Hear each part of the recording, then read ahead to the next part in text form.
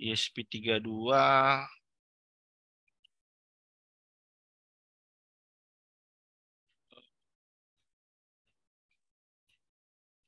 Nano Lolin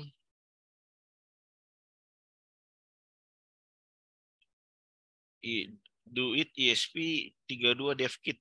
Ini sudah benar nih, kok gagal. Do it ESP32 portnya. Oke. Oke, upload.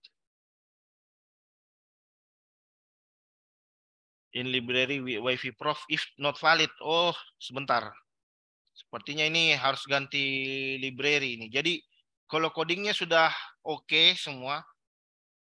Jadi itu biasa permasalahannya di sini di library karena library-nya mungkin tidak kompatibel antara yang ada di Walkwi dengan yang di Realboard-nya gitu. Ini kan library yang dari Walkwi ya. Nah, ini tinggal kita sesuaikan ini. Coba kita sesuaikan. Wi-Fi ESP32. Coba. Library Wi-Fi ESP32. Ini. Kita coba lihat library-nya. Include Wi-Fi. Ini. Ini coba kita ganti jadi seperti ini. Oh, udah sesuai ya. Coba seperti ini.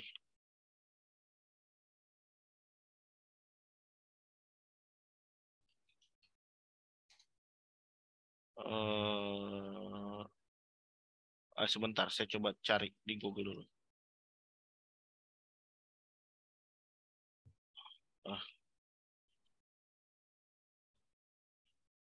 ESP32 dev kit.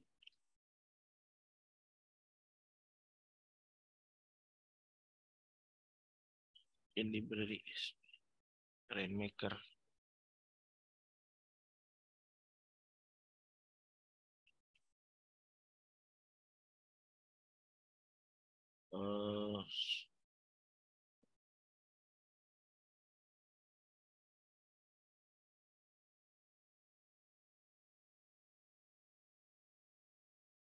Oke. Bentar. Ini sepertinya ada masalah ini dengan ESP32 saya. Bagaimana kalau kita begini, Pak? Kita pakai ini.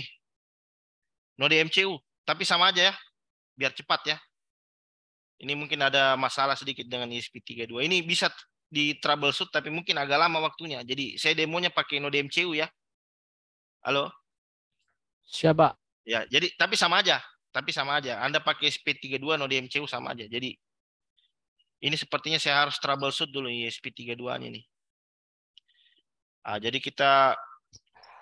Jadi saya pakai node MCU dulu, setelah itu saya ganti lagi pakai ESP32. Sepertinya ada kesalahan ini di ESP32-nya. Ini saya pakai node MCU versi 3 nih. Jadi seharusnya sama aja pinnya. Di sini kita pakai untuk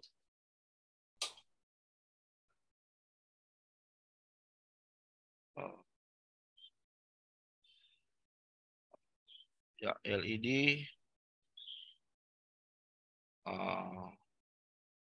Ini masuk ke ground. Ini masuk ke jadi kalau di sini harus berubah pinnya. Di sini saya masuk di D0 sebentar. Jadi paling hanya berubah pin saja.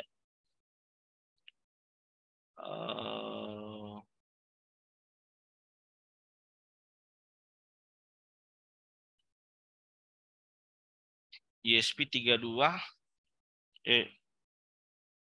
node MCU versi 3 datasheet. Ini. Kalau pinnya D0 sebentar.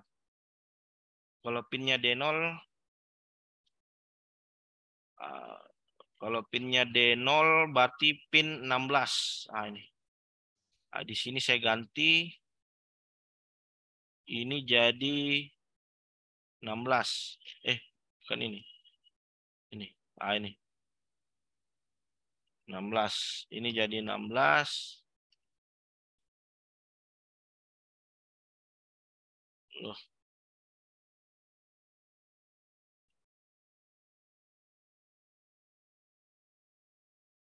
Ini 16.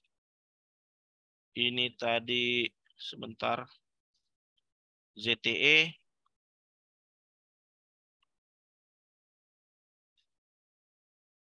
Tanya Fatrisal.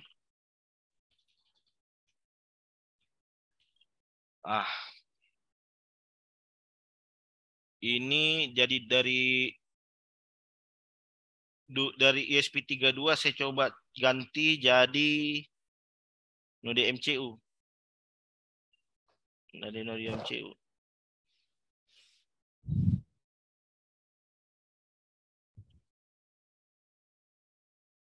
Node MCU. Ini node MCU versi 1. Ini. Nah, node MCU 1. Toolsnya, portnya. Oh sebentar, saya belum colok.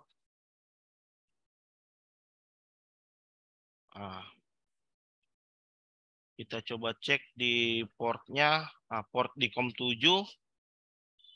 Kita verifikasi dulu codingannya.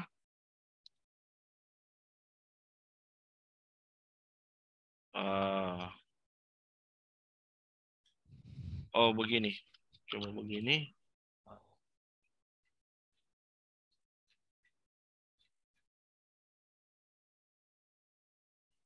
Sebentar.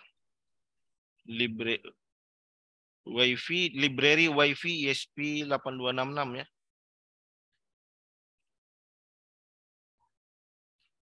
Node MCU versi 3. Library WiFi node MCU versi 3.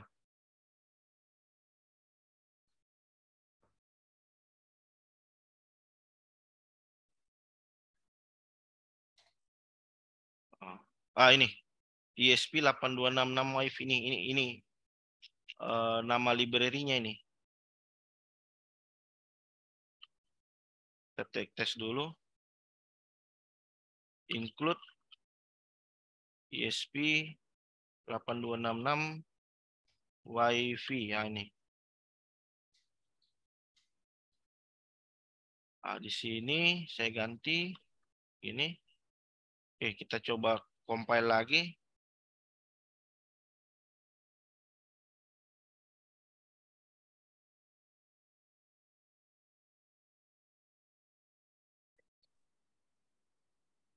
I yang kecil Pak, WiFi. I ujungnya kecil. I ujungnya kecil WiFi. Oh iya, ujungnya kecil. Ya.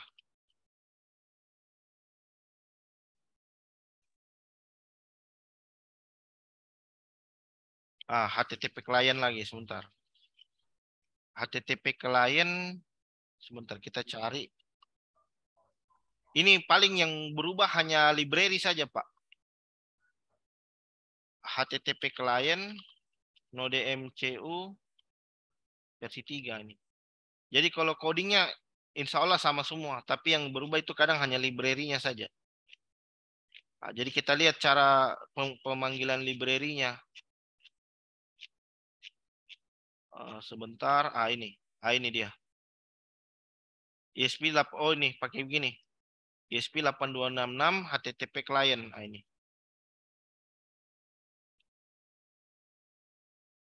Ini. Oke, tes lagi.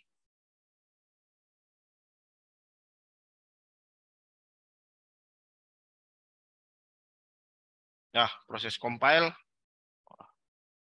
Kita berdoa semoga ini berhasil.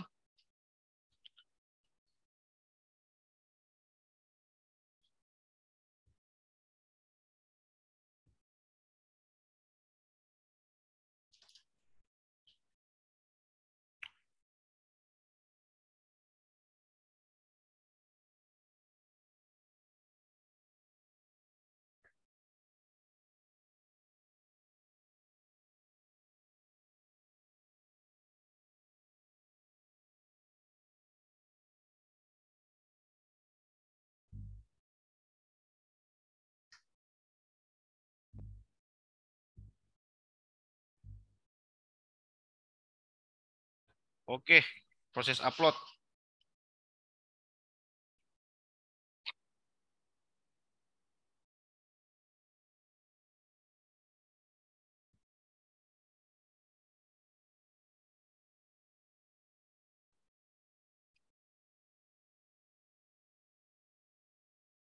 Ah, kita bisa lihat serial monitor di baud rate berapa ini? 11.5.200. Ah, baud rate-nya 11.5.200. Ah, 0. Ah, sekarang coba dites, dinyalakan LED-nya.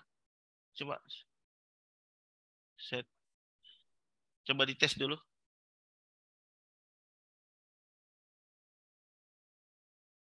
Ah, nyala. Sampai nyalakan itu.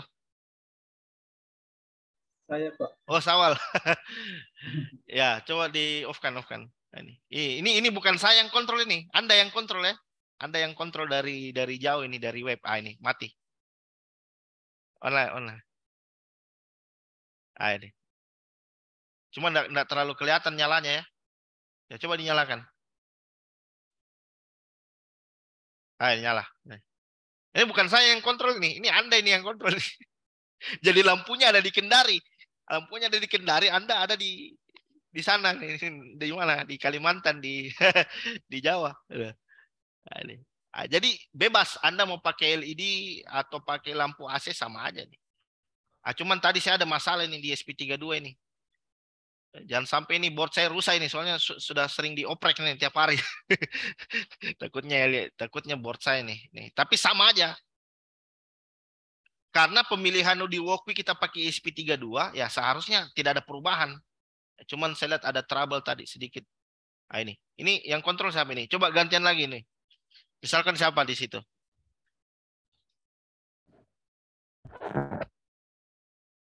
Halo, Pak Elvis, Pak Edi. Nah, ini Siapa? coba tolong di Absensi. absensi online page. Ini dalam kondisi off ini. Nih. Iya. Sound kan, Pak ya?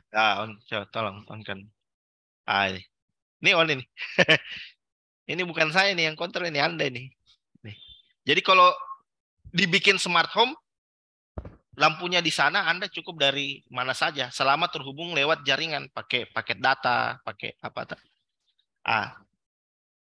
Saya tahunya dari mana? Saya tahunya ini dari mana? Dari sini. Dari sini, dari serial monitor. Nah, ini. Nah, ini lihat ini. Ini serial monitor. Kalau nilai switch-nya dirubah, dia di sini jadi 0. Kalau nilai switch-nya dirubah, dia di sini jadi 1. Kalau 1, ini posisi on dia. Nah, ini 1 posisi on. Kalau 0, dia posisi off. Nah, ini. Coba di off-kan ini. Kalau di off nanti di sini nilainya 0 di sini. Nah, jadi nanti dia digital rate 0. Nah, berarti dia memerintahkan untuk mati.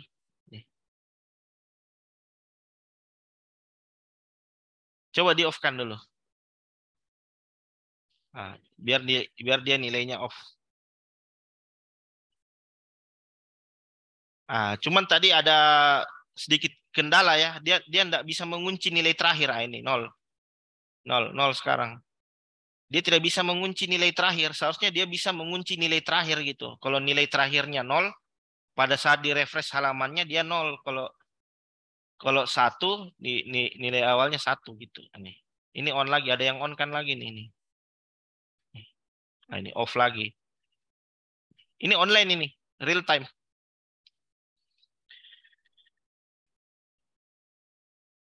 Oke, ada pertanyaan sampai di sini? Jadi kalau di implementasinya, kalau di smart home itu ya bisa langsung di panelnya misalkan. Jadi di panelnya itu nanti langsung diintegrasi dengan ESP32 itu. Jadi nanti kalau saya pernah bikin itu dari relay DC masuk ke relay AC-nya ini apa namanya? Panel itu, box. Jadi dari relay DC mengirim signal ke relay AC. Relay AC nanti merintahkan komponennya, komponen mana yang mau di on kan atau yang mau di off kan gitu.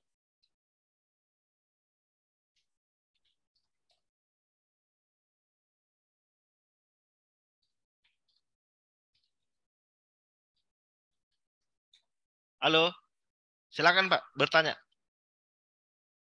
Nah, ini di screen 1. Nah, ini di screen 1.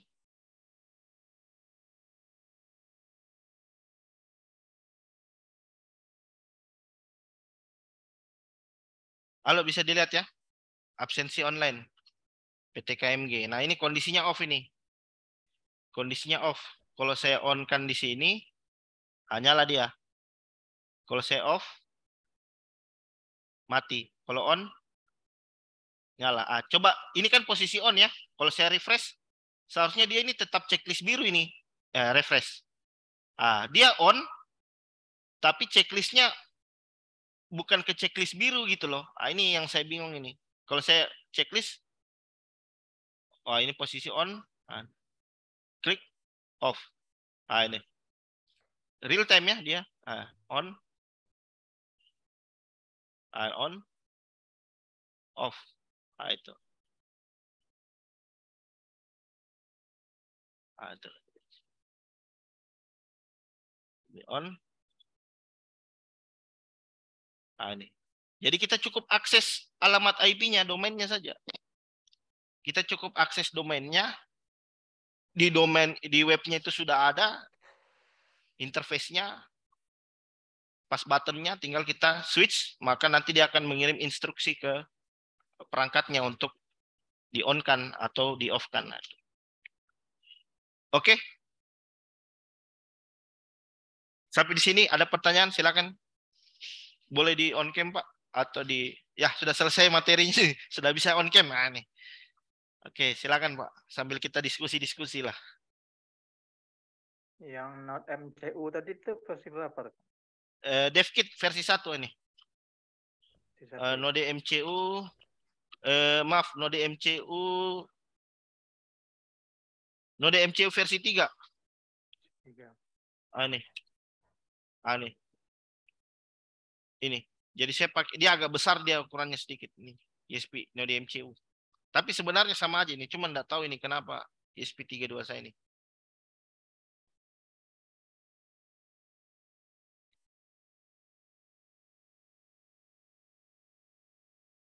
Oke, silakan Pak. Ada pertanyaan mungkin? Boleh?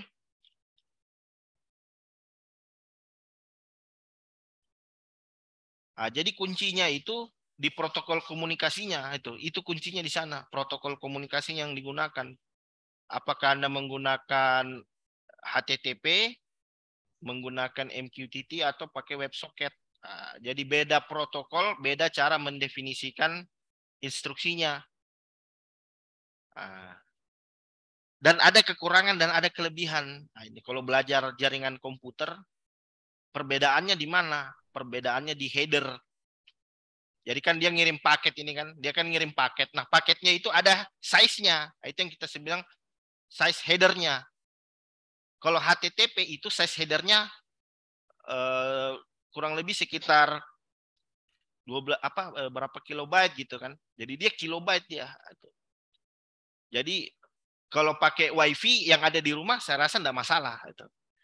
Tapi ketika Anda jalur komunikasinya menggunakan paket data, itu hati-hati tuh. Habis paket data itu. Kenapa? Karena headernya besar dia. Kalau HTTP itu headernya besar. Nah, kalau mau yang ringan, yang hemat kuota ya pakai MQTT, lebih ringan dia headernya. Header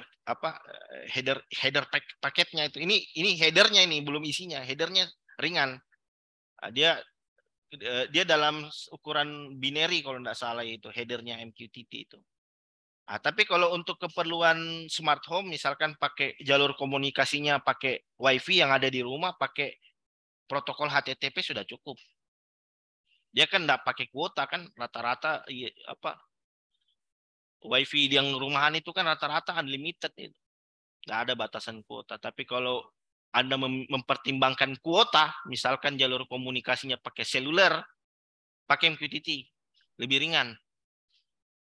Headernya lebih ringan dia. Dan MQTT itu dia mekanismenya message broker gitu. Jadi tidak perlu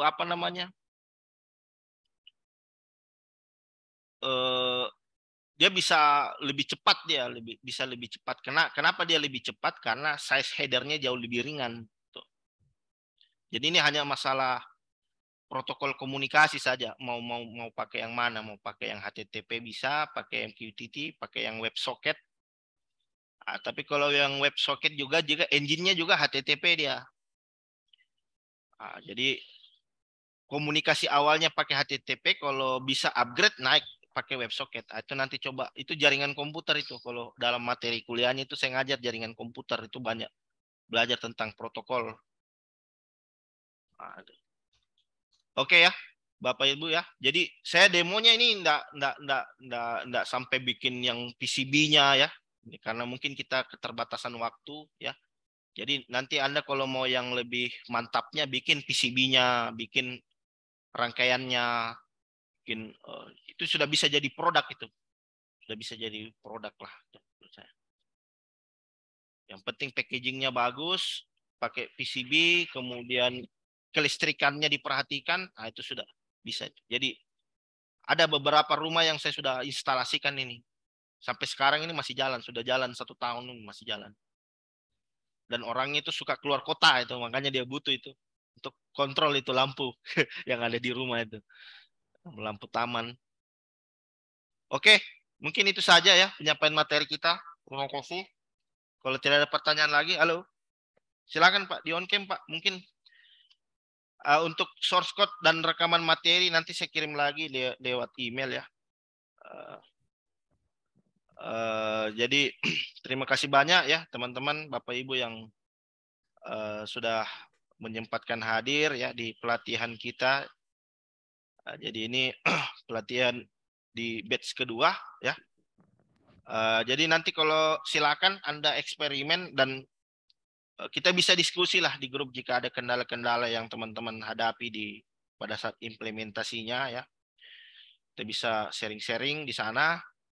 Silakan kita bereksperimen ya.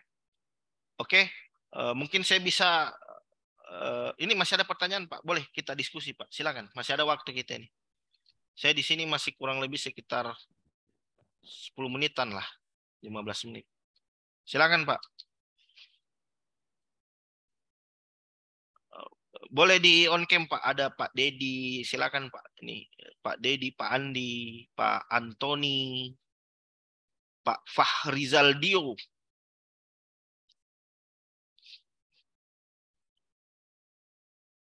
Jadi untuk konsep dasarnya dia seperti itu, konsep dasarnya. Nanti misalkan teman-teman yang backgroundnya dari programming ya, bisa bikin IoT platform itu seperti Blink, itu bisa kita bikin itu aplikasi seperti Blink, aplikasi seperti apalagi namanya Antares, itu bisa.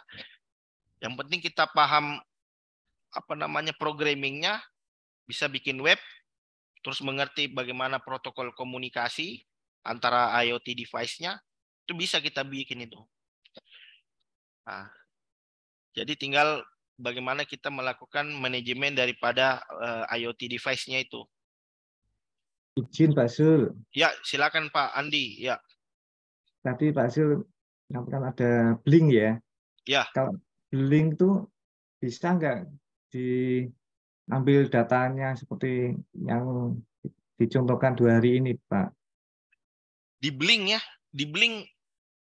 Nah, ada beberapa IoT platform itu yang memperbolehkan kita ngambil data yang sudah masuk di situ. Ada juga yang harus ke upgrade ke versi premium itu. Nah, setahu saya kalau Blink yang tapi udah lama saya pakai Blink, sudah 2-3 tahun yang lalu. Itu bisa kita download datanya.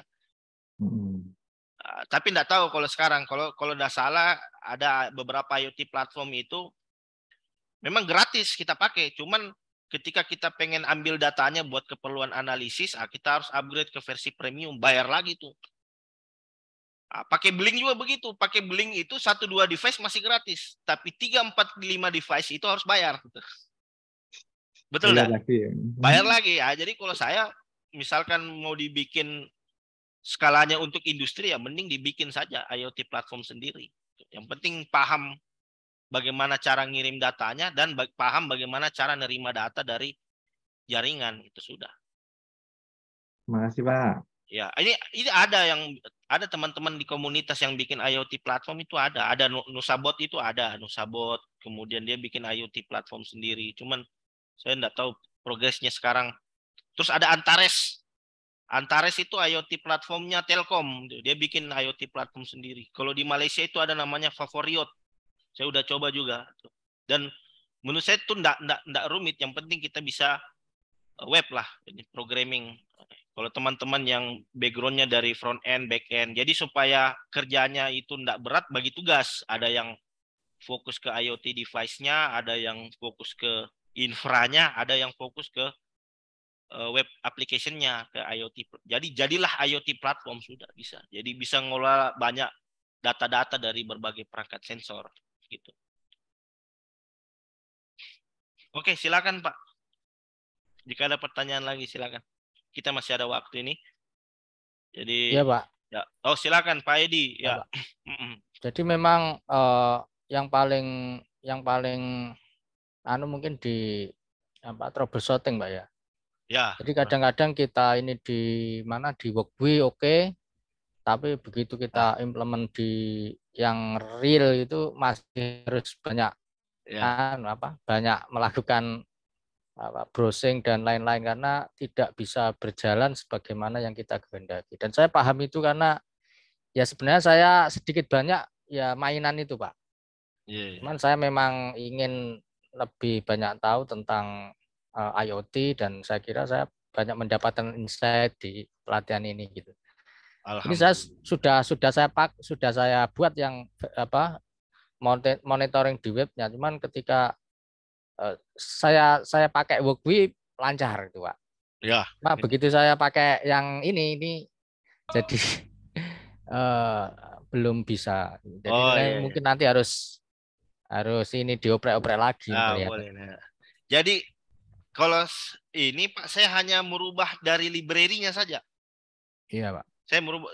Jadi kalau secara garis besar struktur codingan antara di Workway dengan di Arduino sama. Cuman yang membedakan library-nya. Karena ketika kita coding di Workway, kita pakai library yang disediakan oleh Workway gitu lah.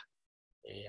Nah, ketika kita pindahkan codingnya, ya secara garis besar main function-nya, fungsi utamanya itu sudah oke. Mungkin library-nya saja yang perlu kita sesuaikan dengan device-nya itu. Gitu. Siap. Nah, ini juga saya juga tadi ada trouble sedikit. Kalau saya itu bukan trouble di ininya Pak. Memang alatnya ini sudah agak mulai ngalur ngidul dia ini. Soalnya dioprek tiap hari dia. Kalau saya trouble itu biasa itu Pak. Ya, tahu biasa dah. Jadi memang kalau saya harus action gitu. Harus action kenapa? Karena dengan action itu kita akan banyak belajar di sana. Sering ketemu error, sudah langganan dengan error itu nanti udah error itu dianggap sudah kayak teman itu. Bugs itu dianggap udah kayak teman karena sudah sering kita langsung bisa mengidentifikasi errornya begini, cara problem solvingnya seperti ini gitu. Jadi kalau saya action Pak, setelah pelatihan dari sini langsung implementasi ya minimal latihan dulu dari Workway lah.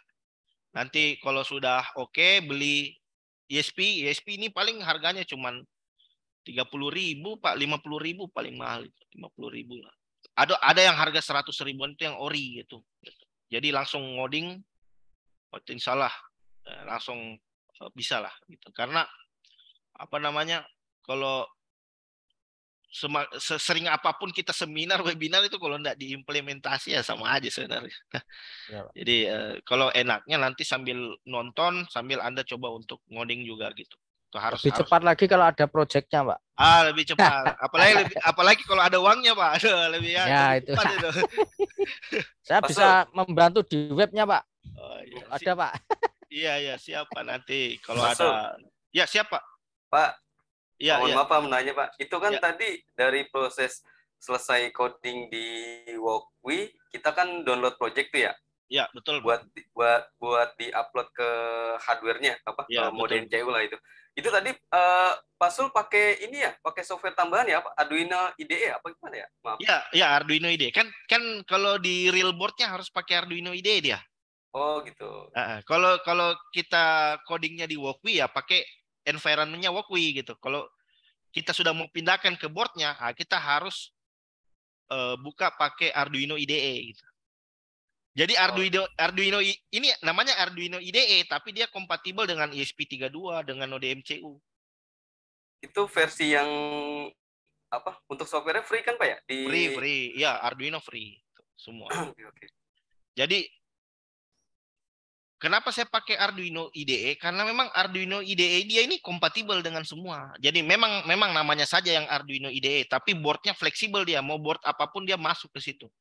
Jadi kita cuman pilih jenis boardnya apa, misalkan kalau ESP32 pakai ESP32, pakai Node MCU pakai Node MCU. Nah, cuman ini kadang bingung karena daftar board ini terlalu banyak. Makanya kita harus googling itu. Jadi memang nggak bisa, tidak ada sejarahnya programmer itu nggak Google, nggak ada itu. Harus pintar-pintar googling lah untuk cari referensi yang mendukung dalam proses pengembangan perangkat lunaknya itu. Ya. Ya, gitu ya, Pak Iqbal ya. Oke, Pak. Oke, makasih, Pak. Iya, Pak Iqbal. Ini Pak Iqbal ini sudah 2 sesi dia, beliau hadir terus ini. Batch 1 ikut, batch 2 ikut, mantap. Senang, Pak. Pengen biar bisa aja IoT-nya. Ya, mantap, Pak. Itu semangatnya luar biasa itu. Padahal materinya sama aja, Pak, tapi ikut terus ya. Mantap, Pak. Oke, ya, mungkin itu saja ya. Pemaparan materi kita di hari ini. Alhamdulillah kita ucapkan alhamdulillah rabbil alamin. Semoga apa yang kita pelajari di hari ini bernilai pahala di sisi Allah Subhanahu wa taala. Saya bisa tutup dengan ucapan alhamdulillah. Untuk rekaman dan source code sebentar saya kirim ya di email masing-masing. Mohon maaf jika ada kesalahan. Saya ucapkan terima kasih banyak. Saya bisa tutup dengan wabillahi taufik walhidayah. Assalamualaikum warahmatullahi wabarakatuh. Terima kasih banyak Pak semuanya Pak. Waalaikumsalam warahmatullahi wabarakatuh. Waalaikumsalam warahmatullahi. Kita sesi foto dulu Pak ya. Kelupa. Ya, kita foto dulu Pak sebelum live. Ya, buat dokumentasi saya nih laporan. Oke. Ya, mohon di on cam dulu Pak semuanya ya. Tolong ya. Ya, jadi nanti untuk sertifikatnya nanti saya kirim di grup Pak ya. Jadi saya tunggu kaprodinya dulu untuk tanda tangan sertifikat pelatihannya kita. Oke, jadi saya bisa hitung sampai 3 ya. 1, jadi bebas. 1, 2, 3 bebas saja Pak. 1, 2, 3.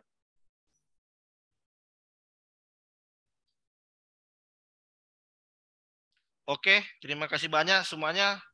Saya bisa tutup pertemuan kita. Alhamdulillah. Assalamualaikum warahmatullahi wabarakatuh. Terima kasih Pak semuanya Pak. Terima kasih. Terima kasih.